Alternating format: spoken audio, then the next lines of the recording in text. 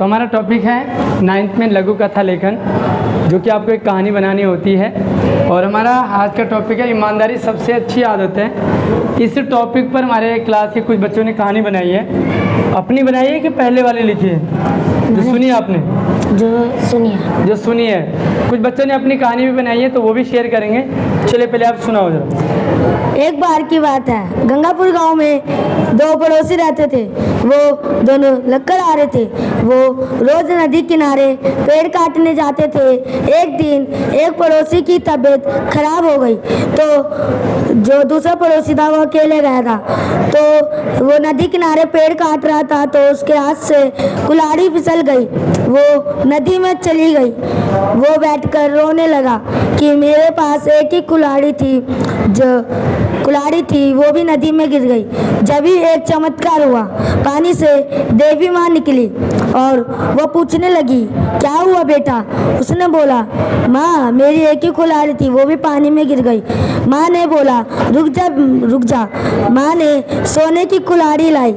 बोला, बेटा यही है तुम्हारी कुल्हाड़ी? वो ईमानदार था। उसने बोला, नहीं, मेरी तो लकड़ी की कुल्हाड़ी है। माँ ने उसे चांदी की कुल्हाड़ी दिखाई। उसने फिर मना कर दिया। फिर माँ ने बोला, तुम बहुत ईमानदार हो, तुम मेरी तरफ से तीनों कुल्हाड़ी ले लो। वो बहुत खुश हो गया। हमें इस कहानी से ये सीख मिलती है कि हमें कभी झूठ नहीं बोलना चाहिए, हमेशा ईमानदारी करनी चाहिए। तो झूठ नहीं बोलना चाहिए, ईमानदारी दिखानी चाहिए। अब बच्चे वो यूज़ कर रहे थे, वो वर्ड यूज़ ना करके आप इजी इस कहानी को बढ़ा सकते थे। आज भी अगला बच्चा अमन कुमार कश्यप, जोरदार तालियों के साथ अमन का तो स्वागत करेंगे हम अमन का। और आपकी कहानी अमन ने खुद बनाई है? Yes sir. तो अमन की कहानी खुद बनाई है, तो हम ये देख सकते हैं कि अमन एक राइटर भी बन सकता है। चलिए पहले कहानी दिखाओ अपनी। एक गांव में दो दोस्त रहते थे। उन दोनों में सच्ची दोस्ती थी।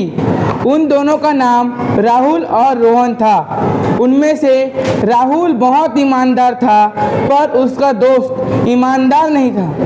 राहुल हर लोगों की मदद करता था, जबकि रोहन किसी की भी मदद नहीं करता था।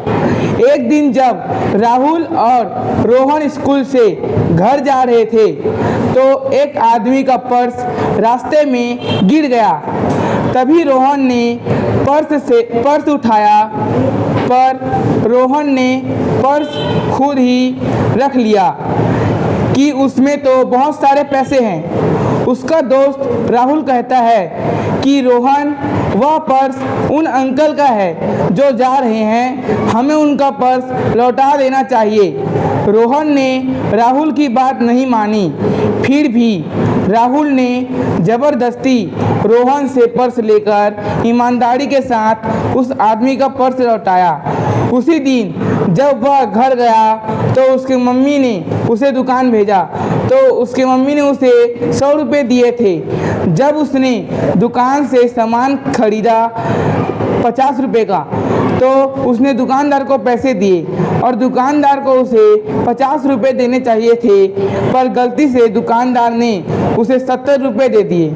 राहुल ने जब पैसे देखे तो उसमें 70 रुपये थे। फिर राहुल ने वहाँ भी ईमानदारी दिखाई और दुकानदार को 20 रुपये वापस किया। हमें इस कहानी से यह शिक्षा मिलती है कि हमें किसी के साथ बेईमानी नहीं करनी चाहिए। हमें हमेशा ईमानदारी दिखानी चाहिए।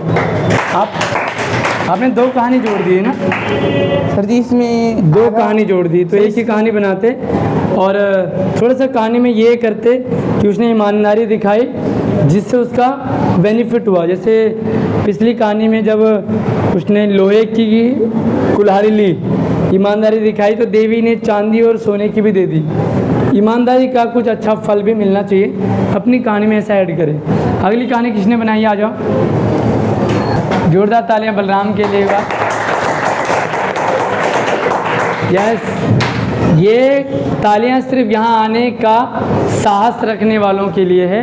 अब देखते हैं कहानी कितनी अच्छी है। खुद बनाई है? Yes sir. चलिए, बलराम ने भी कहानी खुद बनाई है, तो देखते हैं कि बलराम की कहानी में कितना दम है। चलिए। एक बार की बात है, रूस में एक बहुत बड़ी कंपनी थी जिसका नाम था जिसका नाम था, जहाँ पे खराब चीज़ों से नई चीज़ें बनती थी।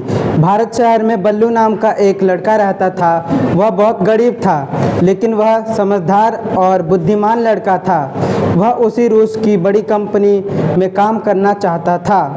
क्योंकि वह बुद्धिमान था तो उसने खराब चीज़ों से कई प्रकार के नए वस्तुएं बनाई और उन्हें बेचा करता था। उसी कंपनी की मालिक, जिसका नाम अफसाना था, भारत घूमने आई थी।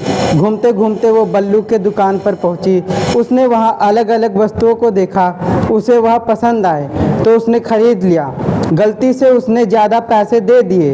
वो भागते हुए उसके पास जाने लगा, लेकिन उसके अंगरक्षकों ने उसे रोक लिया। अफसाना गाड़ी में बैठी, तभी उसने देखा वह गाड़ी से उतरी और उसके पास फिर बल्लू ने उसे पास गई। फिर बल्लू ने उसे पैसे दे दिए। वह खुश हो गई। उसने बल्लू को अपना मैनेजर बना लिया। उसे बल्लू की ईमानदारी और एक ऐसे बुद्धिमान व्यक्ति जो खराब चीज़ों से एक शानदार चीज़ बनाता है, इसी खासियत के लिए उसने बल्लू को यह नौकरी दी। उसी कंपनी का नाम बढ़ता जाने लगा। कुछ सालों बाद दोनों ने एक दूसरे के साथ शादी कर ली। दोनों गांव में फिर गए और बल्लू ने अपना खुद का कंपनी खोल लिया। उसने गरीबों के लिए अस्पताल, स्कूल और कई चीज़ें बनाई। शिक्षा, इस कहानी से हमें ये सीख मिलती है कि हमें अपनी ईमानदारी हमेशा दिखानी चाहिए, क्योंकि जब हम अपनी ईमानदारी दिखाते हैं हमेशा हमारे साथ अच्छा ही होता है। बहुत बढ़िया।